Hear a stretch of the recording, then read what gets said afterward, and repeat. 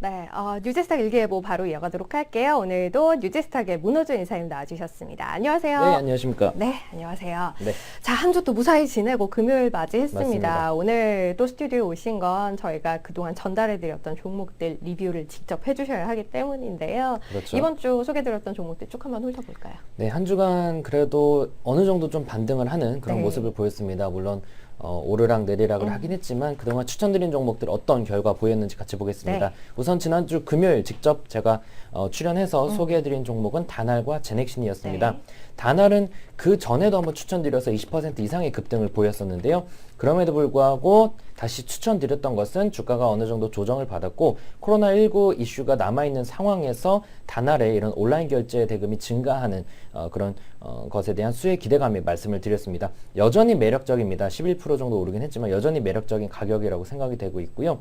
두 번째 제넥신 같은 경우는 다른 이유 여러 개 있긴 하지만 관계사인 그 SCM 생명과학이 3월 중 상장 예정이라는 게 가장 큰 이슈라는 네. 말씀 드렸습니다. 어려운 시장에도 불구하고 17%대 강한 상승을 보여줬습니다.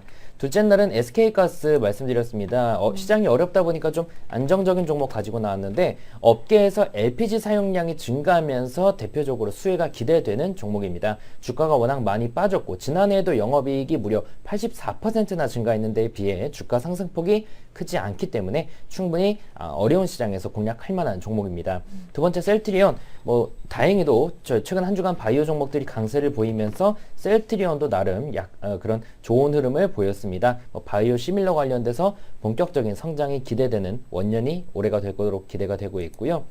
그 다음 날은 유한양행 레오캔바이오 역시나 바이오 쪽에서 가지고 나왔습니다. 네. 유한양행 같은 경우는 올해 700억 정도의 마일스톤 수익 기대가 된다라는 점, 그리고 레고캔바이오는 더 큰 7,500억 정도의 마일스톤 수익 기술 수출 관련돼서 수익이 기대된다라는 점 말씀을 드렸습니다. 둘 다 어려운 시장에서도 네. 나름 잘 버텨주는 모습을 보였습니다. 그리고 바로 어제입니다. RFHIC 말씀드렸는데요. 여기 시적절했어요. 네, 5G, 그러니까 어떤 부분에선 굉장히 쉽습니다. 5G도 꾸준하게 성장할 수밖에 없는데 어느 정도 쉬어갔으면 올라가겠죠. 특히나 요즘처럼 상승장이 아닌 횡보나 하락장에서는 연속성이 나타나기가 어렵습니다. 테마주가 아니고서는요. 그렇기 때문에 오르면 팔고 떨어지면 사면 됩니다. RFIC도 그런 5G 관련된 이슈가 있긴 했지만 어느 정도 악재가 반영됐다라는 점에서 말씀을 드렸고 오늘도 아마 좀 더 상승이 네. 나오는 것 같고요. 안트로젠 같은 경우는 역시나 실적 부진은 주가에 반영됐다. 줄기세포 모멘텀이 올해부터 부각될 것으로 기대되면서 말씀드렸습니다. 네. 네, 알겠습니다. RFHIC, 안트로젠 어제 추천주까지 쭉 리뷰해봤고요. 전체적으로 이번 주 추천 종목들은 시장 대비해서 또 나은 성과를 보여줬던 것 같아요. 바로 오늘 추천주 봐야 할 텐데요. 그 전에 유니버스 종목에서 간단하게만 볼만한 것들 알겠습니다. 확인해볼까요? 1등 종목 겹쳐서 나오니까 네. 간단히 보겠습니다. 첫 번째 코스피 중대형에서는 FNF 나오는데 지난해 실적도 64% 증가했습니다. 코로나 이슈 있긴 하지만 그래도 주가가 어느 정도 조정받았다는 점에서 모멘텀 쏠리고 있고요. KSA은도 지난해 실적 좋았고 최근에도 대규모 수주가 있었습니다. 바닥권에서 최근에 안정적으로 수급 유입되면서 반등하고 있고요. 레고캔바이오 1등 종목 계속 나왔습니다. 추천주이기도 했고요. 넘어가고요. 브릿지바이오 테라퓨틱스 같은 경우는 상장한 지 그리 오래되지 않은 종목이죠. 동사 같은 경우는 지난해 그 창업 4년 만에 처음으로 흑자 전환 성공했다라고 합니다. 그리고 신테카 바이오 같은 경우는 AI랑 빅데이터 기술을 기반으로 합성 신약을 개발하는 기업이라고 합니다. 아무튼 좋은 건 다 갖다 붙였는데 이 종목도 상장한 지 얼마 안 됐는데 상장하고 떨어졌다가 최근에 반등하고 있습니다.